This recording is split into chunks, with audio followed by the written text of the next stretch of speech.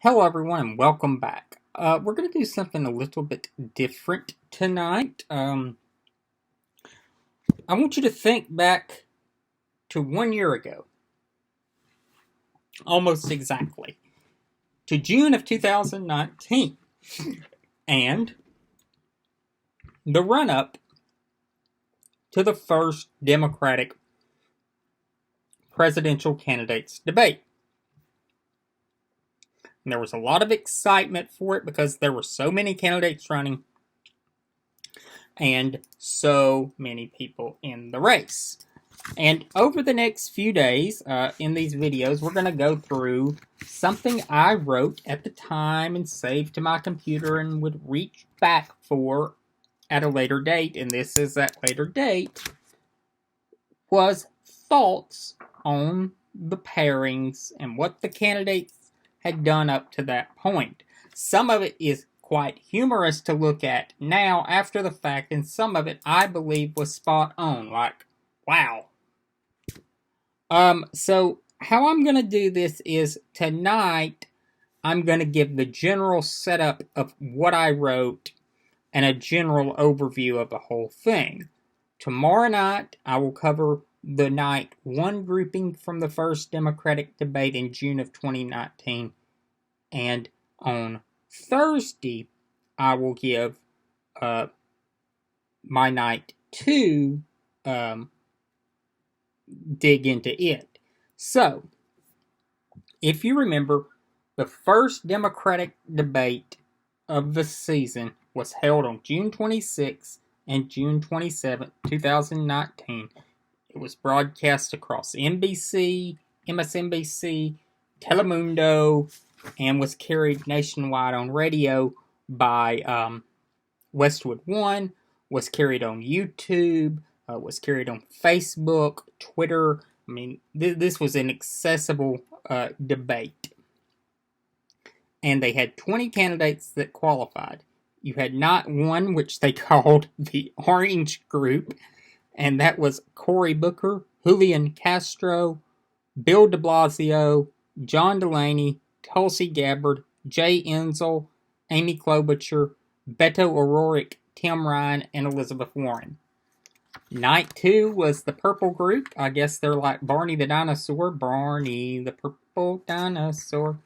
You had Michael Bennet, Joe Biden, Pete Buttigieg, Kristen Gillibrand, Kamala Harris, John Hickenlooper, Bernie Sanders, Eric Swalwell, Marianne Williamson, and Andrew Yang. This is the first line that in this, what I wrote. Big takeaway. The DNC and Tom Perez might try to convince you until they are blue in the face that no, the Democrats do not have a kids' table debate. For the also-rans. But it is clear from the first lineup, there is definitely a pecking order. The Democrats have 24 candidates fighting to be the Democratic nominee in 2020. Aside from the two frontrunners, most are not widely known outside of the top five, and I pegged the top five at the time as Biden, Sanders, Warren, Buttigieg, and Harris. I think that I probably nailed, you could say, the top four.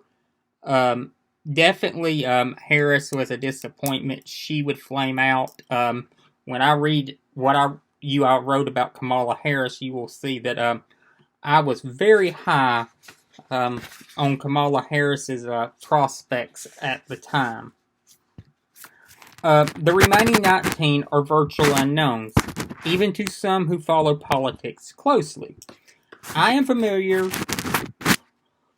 with them all now, and before the election was familiar with 20 of the candidates. And I mentioned who I was not familiar with.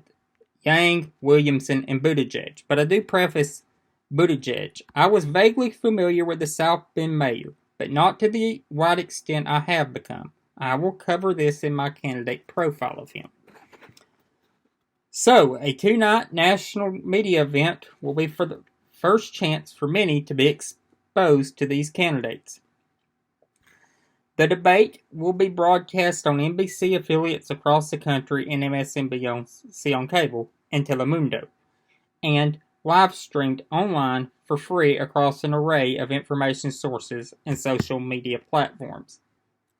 Here is my assessment of the 20 candidates to make the debate and why one, in particular, is a disservice to voters. So I go in and I cover each candidate and I give my general overview and then I give a bottom line on them.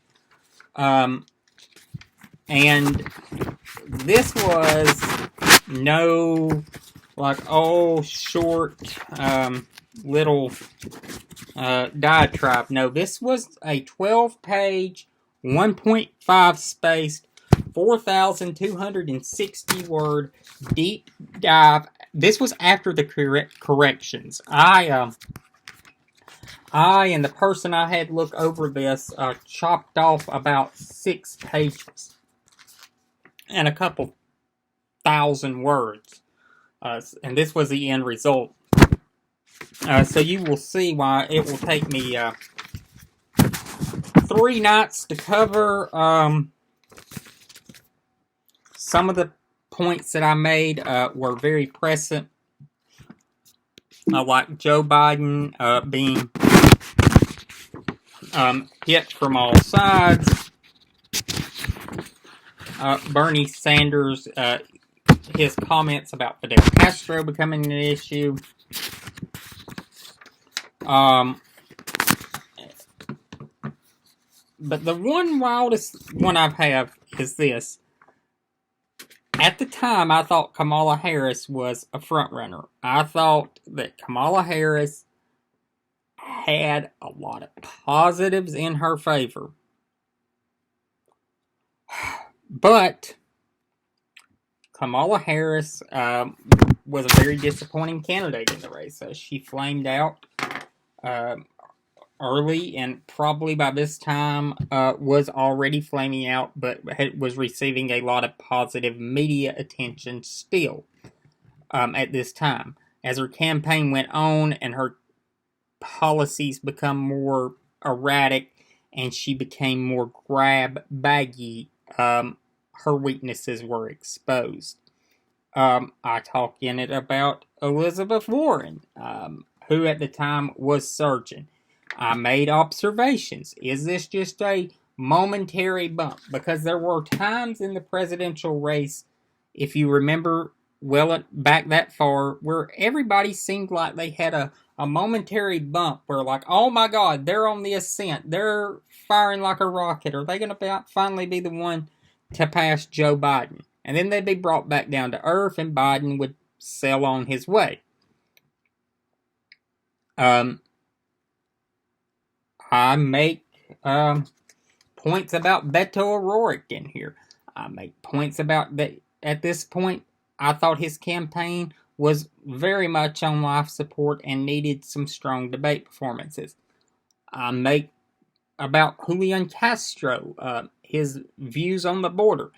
I thought that would be a major weight around his neck. It would be an anchor around his and sink his campaign. And in all honesty, I don't think that it was a good position for him to take, but it pushed other candidates further to the left. That's how you had some really extreme positions taken in the first debate by candidates on the issue of the border. So, all in all,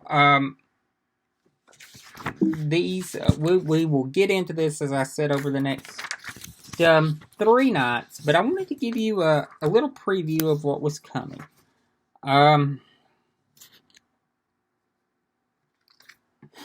So, who knows? I will see you all tomorrow night when we delve into night 1. The Orange Group. Booker, Castro, de Blasio, Delaney, Gabbard, Insel, Klobuchar, O'Rourke, Ryan, and Warren. And we'll discuss what I thought.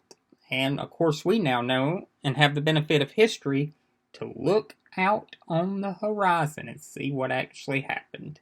So, I figured since we were coming up on the 1 year anniversary, we take a look back at what 2019, Jake, thought about these candidates.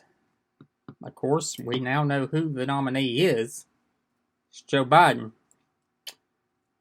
And he was leading last year at this point, but it wasn't as clear. Of course, now we have the benefit of going through the campaign, and that's why you have these things. So, I will see you all tomorrow for the orange group. It feels so strange to talk about Democrats being orange when Donald Trump's orange himself.